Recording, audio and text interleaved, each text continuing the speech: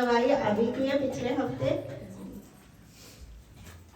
ये नया साल हुआ था तो मेरे को जो प्रॉमिस कार्ड हुए थे परमेश्वर का मिला था कि मैं तुझे नई ऊंचाइयों पर लेके जाऊंगा। तो परमेश्वर मेरे को नई साल आने पर ही मेरे को दूसरे लेवल पर एक अलग इस पर लेकर गया। वो कैसे मैं आपको बताती हूँ।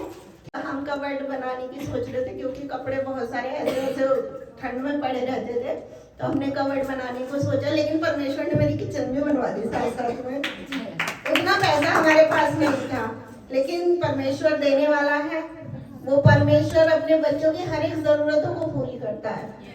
और जब मैं 2015 में चर्च में दूसरे चर्च में थे तब हम तो मेरे को प्रॉमिस कार्ड मिला था। मैं हर एक प्रॉमिस कार्ड को अपने जीवन में लागू करती हूँ। उसी दिन मैं उसे रिसीव करती हूँ। परमेश्वर इस साल तो मुझसे ये वाचा बांध रहा है तो मैं उस पर खरी उतरूं। तो मेरे को मिला था कि तू परमेश्वर के भवन को मत छोड़ना, मैं अंत तक तेरे साथ रहूंगा, तू मुझे मत छोड़ना। तो मैं आज तक तो ठीक हूँ, मैं विश्वास करती हूँ मैं जब तक मेरा जीवन होगा। अब तो मेरे जीवन में कोई परेशानी है ही नहीं, जितनी थी खत्म हो गई, क्योंकि मैं उन परेशानियों को जूझ कर यहाँ तक पहुँच गई हूँ। और मुझे नहीं लगता कि अब मेरे जीवन में कोई कठिनाई परेशानी शैतान ऐसी भेजेगा, क्योंकि इतनी बड़ी बड़ी दिक्कतें परेशानियों से गुजर के मैं आई हुई है। जो बहन बोली थी कि मेरी बहन और ये मम्मी पापा, ये झगड़ा मैंने सब कुछ देख लिया, सास ससुर का, पति तक का, कि तू परमेश्वर को छोड़, नहीं तो तू मुझे छोड़, इतना तक। तो आपको घबराने की जरूरत है नहीं, इन सब चीजों से ये आती रहेंगी, लेकिन तुम्हें परमेश्वर में टिके रहना है। और मैं टिकी रही, और आज परमेश्वर ने मुझे वहां पहुंचाया है जिसके मैं लायक नहीं थी। अगर मैं खुदा में नहीं होती तो मैं यहाँ तक नहीं पहुंचती। मैं सोचती हूँ, जीवन से सोचती हूँ कि परमेश्वर तू मुझसे इतना प्यार करता है कि तू सब कुछ मुझे दे देता है और बिना मांगे देता है।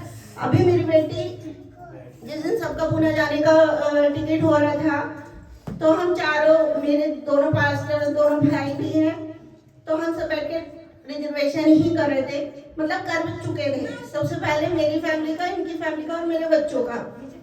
तुरंत मेरी बेटी आती है और उसको पेन हो रहा था बहुत जोर से, अचानक से हुआ जो, क्योंकि पुणे जाने की प्लानिंग चल रही थी। उनके पापा अभी तक तो अलाउ नहीं किया, लेकिन उसके पापा ने बोल दिया, इजीली बोल दिया। परमेश्वर ऐसे कैसे बोल दिया, हर बार तो मना ही करते। और फिर जैसे ही रिजर्वेशन हुआ, तुरंत मेरी बेटी घर में आई, उसको बहुत दर्द हो रहा था और मैंने देखा उसको बहुत प्रॉब्लम थी। उसको जो पोटी का रास्ता होता है उसका बिल्कुल ब्लॉक हो गया था, मसल्स बाहर आ गई थी उसकी। मैंने देखा, मैं पहले कभी नहीं देखा, मैं तुरंत घबरा गई। उसके पापा भी उस दिन छुट्टी पे थे और दोनों भाई भी वहीं पर मौजूद थे। जैसे ही देखा, पास्टर थे, बोला इसको हॉस्पिटल लेके जाओ। हम तुरंत निकल गए हॉस्पिटल, कुछ नहीं देखा, किसी को घर पे यहाँ पर भी पता नहीं था। हम हॉस्पिटल गए, सब कुछ उन्होंने, डॉक्टर ने ठीक ठाक चेक किया पहले तो, फिर पूछा, फिर अचानक से उन्होंने 5 बजे हमें बोल दिया इसका ऑपरेशन करना होगा। तब मैंने भाई हरीश को फोन लगाया, मैंने कहा ऐसे बात है। उसी टाइम से मैंने अपनी बच्ची को भी बोला तुझे स्ट्रॉन्ग रहना है, जीसस तेरे साथ है।